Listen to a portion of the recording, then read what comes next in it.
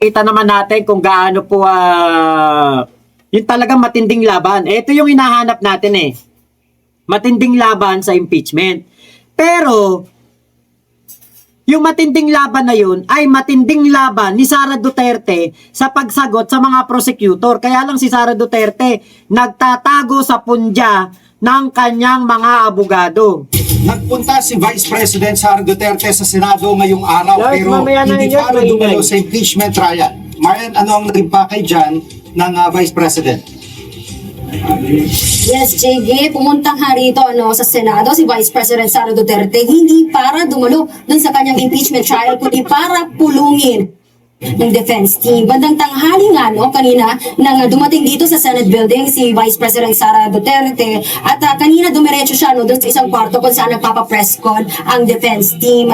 Hindi siya nagpapaunlak kumbaga ng mga tanong mula sa media pero nagbigay siya ng maiksing mensahe tungkol dito sa madugong impeachment trial laban sa kanya. Pakinggan po natin itong pahayag ni Vice President Sara Duterte. In this bloodbath and bloodshed, Ayan na naman. I will be blooded but unbowed. Maraming salamat. Hoy, nakaw mo na naman yan.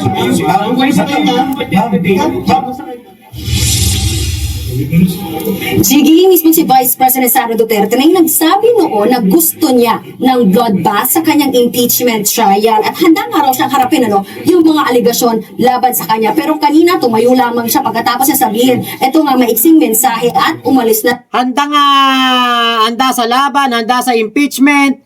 Paano naging handa yan? Yan ba yung handa? Magnanakaw ng salita ng sa isang tula, tapos pagkatapos magnakaw, tatayo. Yan ba yung bloodbath? Na rin ng Senado at ayon nga sa kanyang abogado na si Attorney Michael Poa may iba pa raw pong engagements ang bise na dapat niyang puntahan at sa may tulong nga nagbigay daw ang defense team ng update kay VP Sara ng mga nangyari noong unang araw ng paglilitis. Narito po yung pahayag ni Attorney Michael Poa. Of course, we were giving her updates throughout the day. I was talking to her last night. So, wala naman siyang, alam naman niya kasi na, she trusts that we know what we're doing, hindi ba? And first of all, yesterday was just the first day of trial. Marian, ano naging reaksyon ng prosekusyon sa sinabi ng bise? Jiggy, bumelta nga riyan yung House Prosecution Panel. Gate po ni Bicol Soro Party List Representative at House Prosecutor Terry Ridon hindi naman cheerleader ng defense team si VP Sara, kundi siya po mismo yung nasasakdal. Pinapakita lang din daw nito yung hindi na naman pagsipot ni VP Sara dito sa kanyang paglilitis, yung level ng respeto niya sa Senate Impeachment Court. Narito po yung pahayag ni Bicol Soro Representative Terry Ridon. You cannot have a bloodbath from the sidelines. You cannot have a bloodbath from through proxies, no? Hindi po pwedeng mga abogado lang yung po humarap po sa paglilitis. Humarap po kayo sa paglilitis, harapin po ninyo yung katotohanan. Instead of Ayan di ba? You can't have bloodbath on the sidelines. Di ba, Ate Gina Inglet? Hello po. Nay Merlita Berhel de Dios, hello. Di ba, hindi ka, maano ka lang dyan, maaanggihan ka lang. Maaanggihan ka lang. Hindi ikaw yung nasa frontline. Palibasa nga, si Sara Duterte, guilty sa pagnanakaw. At alam ng mga defense team ni Sara, na etong si Sara Duterte ay lalagapak ang mga salita nito. Di ba? Yan ang katotohanan diyan. Yan ang talagang totoong nangyayari diyan. Kaya po iniiwasan ng mga abogado na si Sara ay palitawin sa impeachment kasi nga alam nilang mahina bumbunan yan. Nilulumot ang utak niyan. Walang matinong isasagot yan. Diba? Kaya, ayan na nga yung sinasabi natin. Magsasasalita na naman ng mga kunwari katapangan. I am bloodbath, bludgeoning, blooded, unbowed. Pero alam natin, that is contradiction sa kanyang mga sinasabi. Bakit? Wala ka namang pinapakitang paglaban. Buti sana kung yung ginagawa mo nagpapakita ka ng katapangan talaga, pupunta ka ng impeachment court, a-attend ka, 'di ba? At kapag ikay kailangang tanungin, sasagot ka. Uupo ka sa witness stand.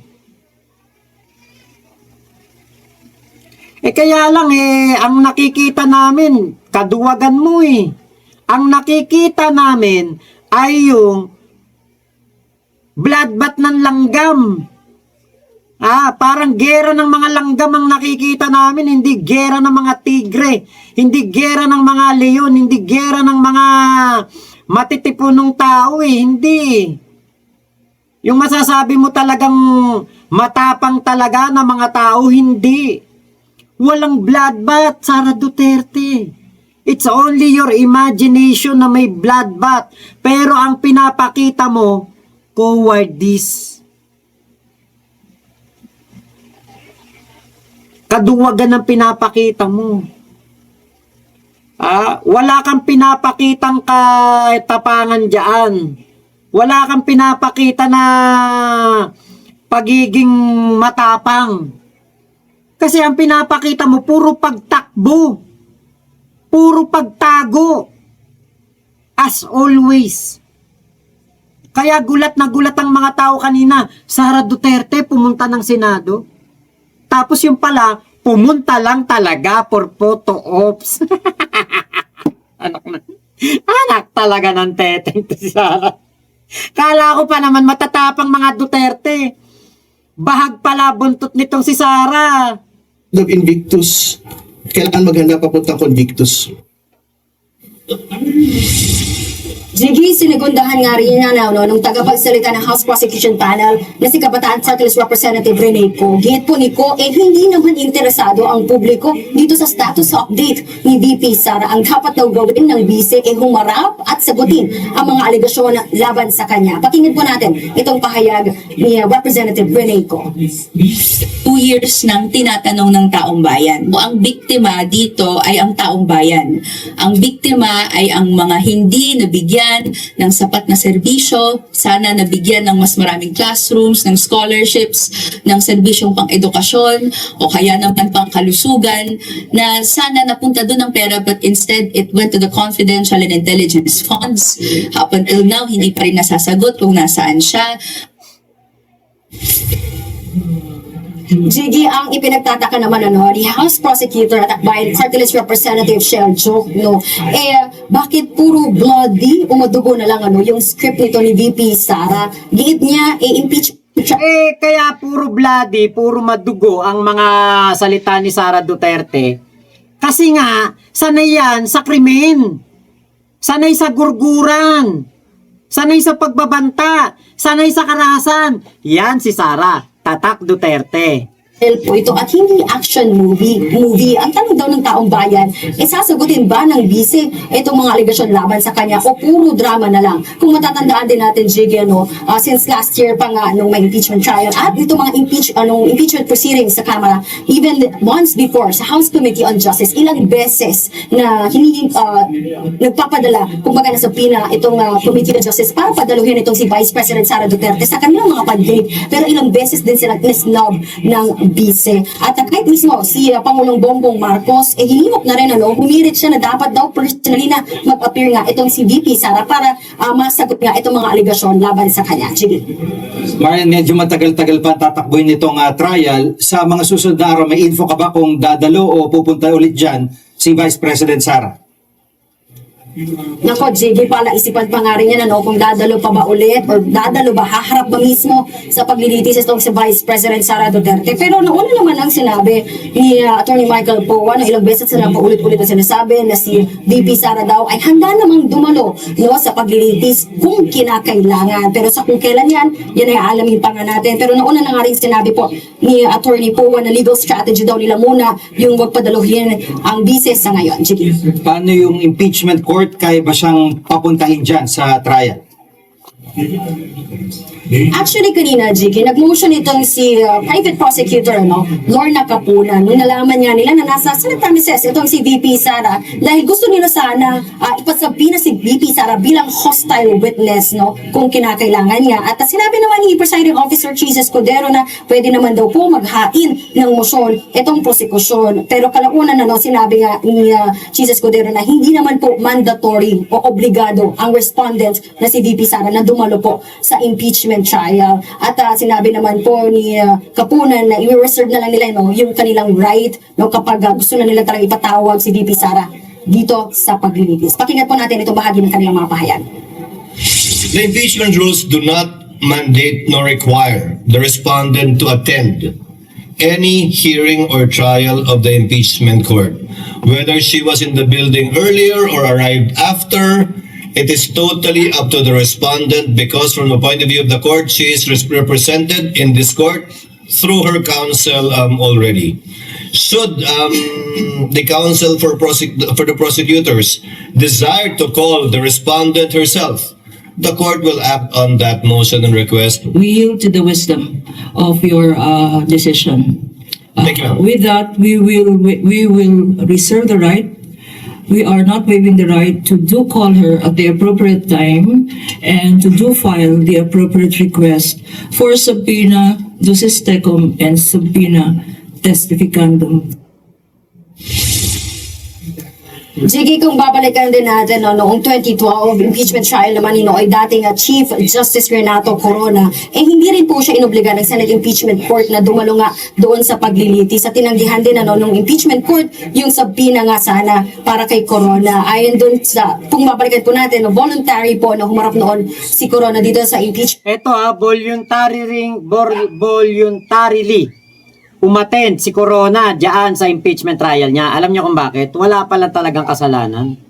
After ng ilang taon, no, napatunayan na itong si Corona wala pala talagang mali na ginawa. Eto, katibayan na kaya pala ang lakas ng loob na umattend o humarap sa impeachment court ni Justice Corona noon nung sinisipa siya. Kasi wala pala siyang kasalanan. Kuya Henry, ayan, shoutout Ate Ayumi, Big Mama, hello po. Siyempre, isa lang talaga ang sagot dyan. Oo. O kaya, yes. Alangan naman bigyan natin ng pagkakataon ng mga bobong DDS dyan. Ay, ano nga pala, sige, comment lang po kayo, yung mga DDS dito, yung mga nagko-comment dyan, mga basher ko, comment lang po kayo dyan, babasahin po natin mamaya ang mga comment ninyo, iisa-isahin ko po.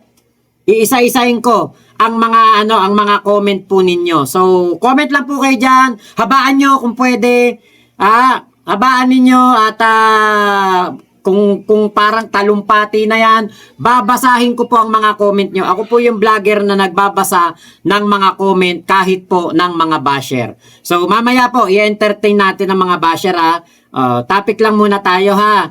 So ngayon, ito nga po nangyari na ito. Dito po sa impeachment trial na ito, talagang nakita naman po natin na mainit po agad ang banggaan sa Senado. Unang araw pa lang, pangalawang araw pa lang po ng impeachment trial laban kay Sara Duterte, Sara Lustay, ramdam na po agad natin ang tensyon sa Senado. At kung may isang bagay po na napatunayan kahapon at ngayon, ay ito po, hindi magiging simpleng proseso ang paglilitis na ito. Agad nagbanggaan ang magkabilang kampo sa usapin po ng mga patakaran, jurisdiction at magiging takbo ng impeachment court. Habang ginigit po ng kampo ni Sara Duterte ang kanilang mga legal na argumento, pinakita naman po ng House Prosecution Panel na determinado silang ituloy ang paglilitis at ilatag po ang kanilang mga ebidensya. Nagtataka lang ako kanina na naglalatag ng ebidensya ang prosecution, puro objection naman yung abogado ni Sara. Bakit kaya? Mamaya tatalakayin din natin yan. Isa pa po sa mga napansin ng ating mga kababayan ay ang hindi personal na pagdalo ni Sara Duterte sa unang araw ng trial at sa pangalawang araw. Sa halip po, ang kanyang mga abogado ang kumatawan sa kanya sa Senado. Ayon po sa kanyang kampo, bahagi ito ng kanilang legal strategy at pinapayagan naman ng mga umiiral na rules. Ngunit para sa kanyang mga kritiko, mas mainam sana kung personal siyang humarap upang direkta na makita po ng publiko ang kanyang panig. At dito na po nagsimula ang matinding diskusyon. May mga nagsasabing normal lamang ito sa legal na proseso. Oo, normal yan. Walang problema dyan. Kahit mga abogado lang ni Sara ang nandyan, tama yan. Yan po ay legal, wala pong masama dyan. Pero, kung talagang ikaw, Sara Duterte, walang ginawa, susundin mo ang sinabi ng Pangulo. Kaya lang guilty ka sa pagnanakaw, guilty ka sa pagbabanta, at sinira mo ang tiwala ng taong bayan. May iba naman pong naniniwalang mas magiging malakas po ang mensahe kung personal siyang naroroon. Ngunit, ano man ang pananaw ng bawat isa, isang bagay po ang malinaw. Tuloy ang impeachment trial, walang balakid dito, walang makakapigil. At talagang ito pong impeachment trial ay mailalabas po. Kung hindi man makonvict si Sara, ang importante natuloy ang impeachment trial at maipapalabas ang mga ebidensya, ang mga katarantaduhan nitong si Sara Lustay. Ngayon po, isa rin po sa naging sentro ng usapan ng debate tungkol po sa pamumuno ng impeachment court at sa interpretasyon ng mga patakaran. Nagkaroon ng mainit na palitan ng opinyon sa pagitan po ng mga senador tungkol sa mga procedural issues at sa papel ng Senado bilang impeachment court. Lumitaw rin po ang magkabilang interpretasyon hinggil sa ilang legal na usapin na may kaugnayan po sa paglilitis. At gaya ng inaasahan, hindi po nagkulang sa matitinding argumento ang magkabilang panig. Samantala po naging aktibo ang House Prosecution Panel sa pagtatanggol sa kanilang posisyon. Iginiit po nila na dapat magpatuloy ang proseso at mabigyan ng pagkakataon ng Senado na suriin ang mga ebidensya at testimonya ng kanilang ihaharap sa mga susunod na araw. Para naman po sa depensa, mahalagang tiyakin na nasusunod ang lahat ng procedural at constitutional requirements bago umusad ang kaso. At dito natin nakikita ang tunay na laban. Laban ng mga abogado, hindi ni Sara Duterte at ng prosecution. Hindi lamang ito laban po ng personalidad. Hindi lamang ito laban ng mga kampong pampolitika. Ito ay laban ng magkakaibang interpretasyon ng batas at proseso. Ngayon, habang nagpapatuloy po ang impeachment trial, mas magiging mahalaga ang mga susunod po na araw. Nasa pangalawang araw pa lang po tayo, pero nakita na po natin soplak ang mga tagapagtanggol ni Sara Duterte at yung kanila pong mga mosyon na inihahain ay talaga naman pong dinenay ni presiding officer Chis Escudero dahil alam po ni Chis na ang mga mosyon na yon ay hindi po makakatulong dito po sa sa impeachment court na ito at tanging lang yun.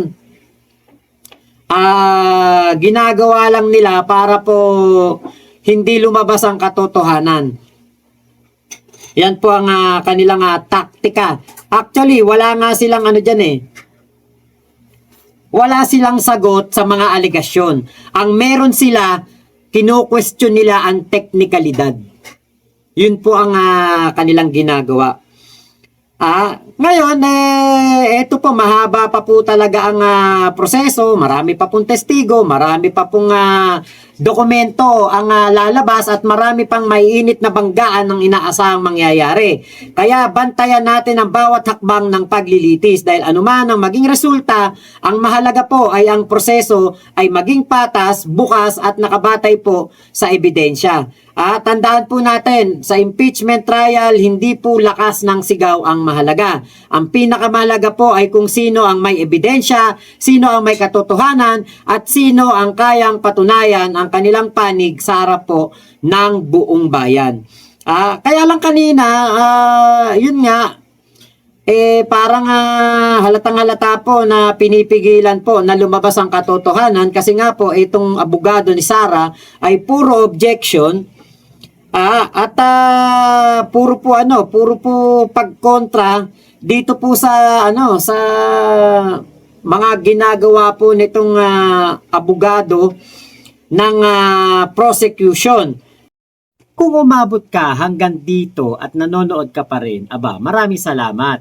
I-like mo na rin tong aking video kung nagustuhan mo at mag-comment ka na dyan sa baba kung ano ang mga nagustuhan mong punto dito sa aking vlog. Salamat ingat ka palagi. Momo chup chup. Love you, love you. God bless us all, Pilipinas. God first.